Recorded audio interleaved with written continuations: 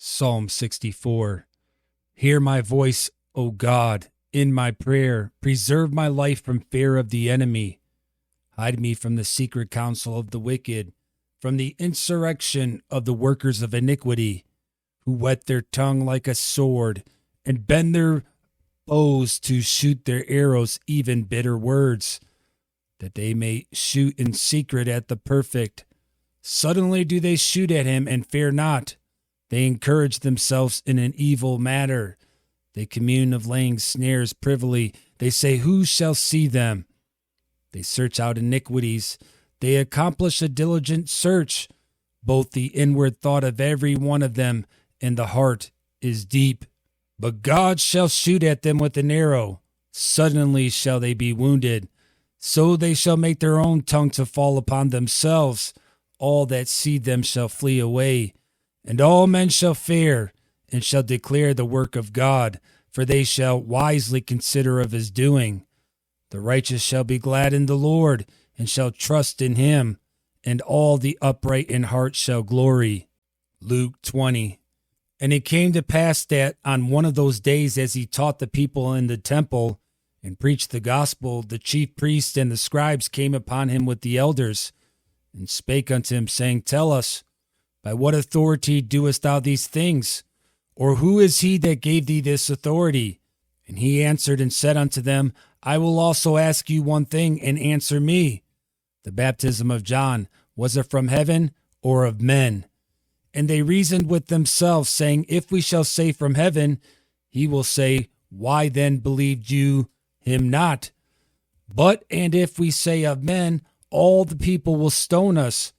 For they persuaded that John was a prophet. And they answered that they could not tell whence it was.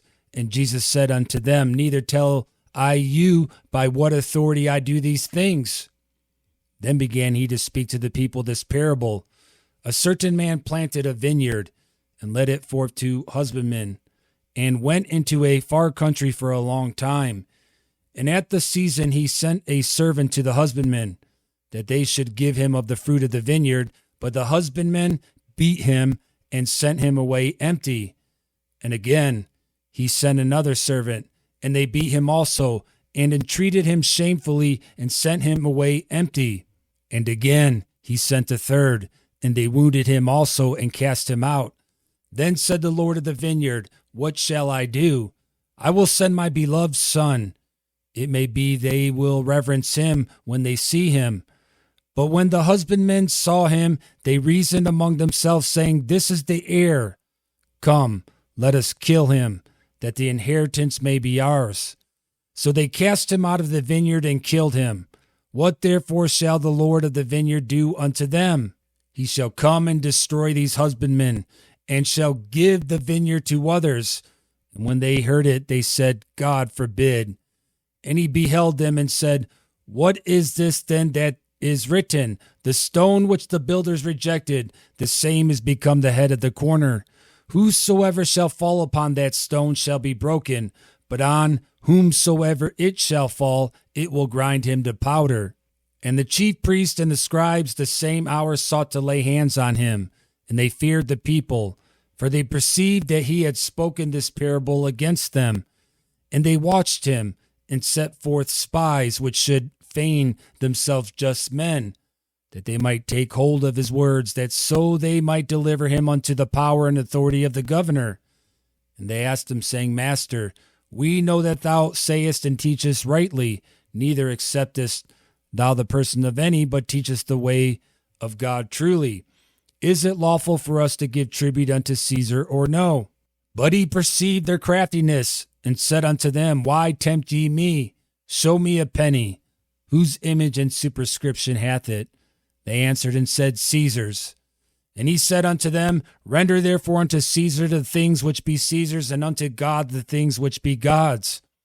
And they could not take hold of his words before the people, and they marveled at his answer, and held their peace. Then came to him certain of the Sadducees, which deny that there is any resurrection, and they asked him, saying, Master, Moses wrote unto us, If any man's brother die, having a wife, and he die without children, that his brother should take his wife and raise up seed unto his brother. There were therefore 7 brethren, and the first took a wife and died without children, and the second took her to wife, and he died childless. And the third took her, and in like manner the 7 also, and they left no children and died. Last of all the woman died also. Therefore in the resurrection, whose wife of them is she? For 7 had her to wife. And Jesus answering said unto them, The children of this world marry, and are given in marriage. But they which shall be accounted worthy to obtain that world and the resurrection from the dead neither marry nor are given in marriage, neither can they die any more, for they are equal unto the angels, and are the children of God, being the children of the resurrection. Now that the dead are raised, even Moses showed at the bush, when he calleth the Lord the God of Abraham, and the God of Isaac, and the God of Jacob. For he is not a God of the dead, but of the living, for all live unto him. Then certain of the scribes answering said, Master, thou hast well said. And after that they durst not ask him any question at all. And he said unto them, How say they that Christ is David's son? And David himself saith in the book of Psalms, The Lord said unto my Lord, Sit thou on my right hand, till I make thine enemies thy footstool. David therefore calleth him Lord. How is he then his son? Then in the audience of all the people he said unto his disciples, Beware of the scribes which desire to walk in long robes, and love greetings in the markets, and the highest seats in the synagogues, and the chief rooms at feasts, which devour widows' houses, and for a show make long prayers. The same shall receive greater damnation. Exodus 14. And the Lord spake unto Moses, saying, Speak unto the children of Israel, that they turn and encamp before Pihahiroth, between Migdol and the sea, over against Baal-zephon. Before it shall ye encamp by the sea. For Pharaoh will say of the children of Israel, They are entangled in the land, the wilderness hath shut them in. And I will harden Pharaoh's heart, that he shall follow after them. And I will be honored upon Pharaoh and upon all his host, that the Egyptians may know that I am the Lord. And they did so. And it was told the king of Egypt that the people fled. And the heart of Pharaoh and of his servants was turned against the people. And they said, Why have we done this, that we have let Israel go from serving us? And he made ready his chariot, and took his people with him. And he took 600 chosen chariots, and all the chariots of Egypt, and captains over every one of them. And the Lord hardened the heart of Pharaoh, king of Egypt, and he pursued after the children of Israel. And the children of Israel went out with an high hand. But the Egyptians pursued after them, all the horses and chariots of Pharaoh, and his horsemen and his army, and overtook them encamping by the sea, beside Pihahiroth, before Baal-zephon. And when Pharaoh drew nigh, the children of Israel lifted up their eyes, and behold, the Egyptians marched after them. And they were sore afraid. And the children of Israel cried out unto the Lord. And they said unto Moses, Because there were no graves in Egypt, hast thou taken us away to die in the wilderness? Wherefore hast thou dealt thus with us to carry us forth out of Egypt? Is not this the word that we did tell thee in Egypt, saying, Let us alone, that we may serve the Egyptians? For it had been better for us to serve the Egyptians than that we should die in the wilderness. And Moses said unto the people, Fear ye not, stand still, and see the salvation of the Lord, which he will show you today. For the Egyptians whom you have seen today, you shall see them again no more forever. The Lord shall fight for you, and you shall hold your peace. And the Lord said unto Moses, Wherefore criest thou unto me? Speak unto the children of Israel that they go forward. But lift thou up thy rod, and stretch out thy hand over the sea, and divide it. And the children of Israel shall go on dry ground through the midst of the sea. And I, behold, I will harden the hearts of the Egyptians, and they shall follow them. And I will get me honor upon Pharaoh, and upon all his host, upon his chariots, and upon his horsemen. And the Egyptians shall know that I am the Lord, when I have gotten me honor upon Pharaoh, upon his chariots, and upon his horsemen. And the angel of God, which went before the camp of Israel, removed and went behind them. And the pillar of the cloud went before their face and stood behind them. And it came between the camp of the Egyptians and the camp of Israel, and it was a cloud and darkness to them. But it gave light by night to these, so that the one came not near the other all the night. And Moses stretched out his hand over the sea, and the Lord caused the sea to go back by a strong east wind all that night, and made the sea dry land, and the waters were divided. And the children of Israel went into the midst of the sea upon the dry ground, and the waters were a wall unto them on their right hand and on their left. And the Egyptians pursued and went in after them to the midst of the sea, even all Pharaoh's horses, his chariots, and his horsemen. And it came to pass that in the morning watch the Lord looked unto the host of the Egyptians through the pillar of fire and of the cloud, and troubled the host of the Egyptians, and took off their chariot wheels, that they drave them heavily, so that the Egyptians said, Let us flee from the face of Israel, for the Lord fighteth for them against the Egyptians. And the Lord said unto Moses, Stretch out thy hand over the sea, that the waters may come again upon the Egyptians, upon their chariots, and upon their horsemen. And the waters returned and covered the chariots, and the horsemen, and all the host of Pharaoh that came into the sea after them. There remained not so much as one of them. But the children of Israel walked upon dry land in the midst of the sea, and the waters were a wall unto them on their right hand and on their left.